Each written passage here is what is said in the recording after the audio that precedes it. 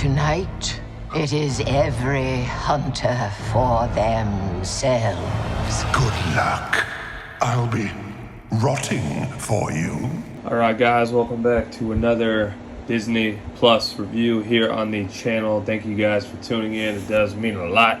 Now today we are talking about the brand new, well, as of 10/7/2022, Halloween Spectacular Werewolf by Night, brought to you by a special presentation of Marvel Studios and Kevin Feige.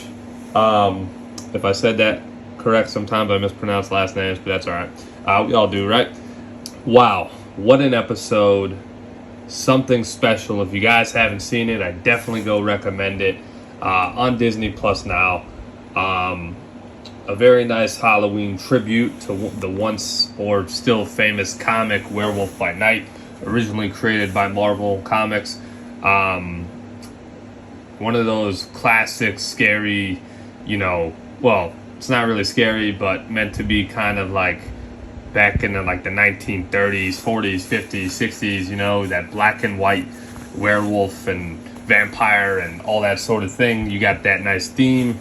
A very nice reminisce to the old style movies and shows and shorts, if you will, that pretty much made movie and cinema what they are today. And Werewolf by Night focuses on and transitions into a group of monster hunters that all gather and come together for the deceased and unfortunate loss of their leader. They meet and they gather where the mistress, if you will, brings them together to kill a monster, and we'll see who follows in the footsteps of the said leader. Now, with this being said, couple twists and turns without spoiling too much, if not any big points at all. We see a giant all breakout fight in famous black and white color scheme of what good cinema once was, and a kind of revisitation of what that looks like now, and to see that being pulled off is incredible and a nice nod to the past. Marvel, in my opinion, did a great job, and I think it's very respectable to try to pull this off, and a bold move for them as well. And to say the least, I think by popular vote, you would say that they pulled it off and it was a success. Very, very seldom do I give out 10 out of 10s and, A pluses, but when I do, it's well deserved. And I think Marvel and the producers and creators and writers and everything in between, especially the effects and the way the camera shots and styles were done, the way sometimes you saw some sort of dismemberments in this show you guys will see in the blood. It's kind of cool to see that in black and white, and I was never really big on black and white myself when it came to that, but I do respect the high priority that it delivers, the high priority that it has in a lot of people's beloved preferences of shows and movies and everything far and few in between. But we see that a giant battle of different monster hunters all come together. They fight for the same thing known as the Bloodstone. That Bloodstone serves as a nice remnant, if you will, and also signifies the leader. It also withholds great power as being the leader of the monster hunters.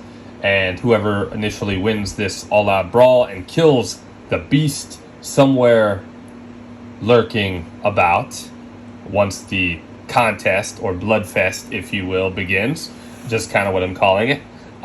Once that initially all goes down, that's simply what must be done. People will fight. People will either choose to kill each other or live solely without another one's help, all while the lurking of a crazed beast is somewhere in the what seems to be labyrinth, actually.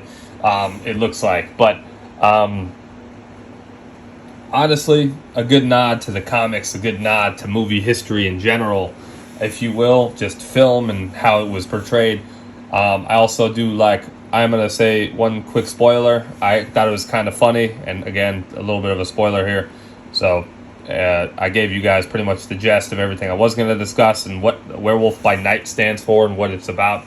But now this spoiler right here, feel free to turn off if you guys don't want to hear it. It kind of turns into a color transition. So we go from black and white to regular color TV and regular, 2022 and beyond, color configuration of shooting and shots. And we kind of had like a nice little finish there between Jack, who is the werewolf by night, no pun intended, and then that beast that was released seems to be good friends with Jack, as we discovered towards the end there. And then we figured out pretty much, if you want to qualify it as the love interest. I did forget her name, so I apologize about that. Not even sure if her name was stated, but again, I could be wrong, so I'll own up to that one. We saw a couple scenes where they were having their moments. Jack and the brunette or black-haired looking chick seems to be pretty badass and doesn't want to seem to fight, so she shares a lot of the same moralities and relations with Jack, and that's seemingly the connection between those two. And she also is the one who gets the bloodstone at the end. I did say, spoiler alert, about 30 seconds ago, if not more. But so that pretty much wraps up this review. A very great nod, a very great pivotal moment in the Marvel Cinematic Universe, and a wonderful job well done for what it means to shoot anything black and white,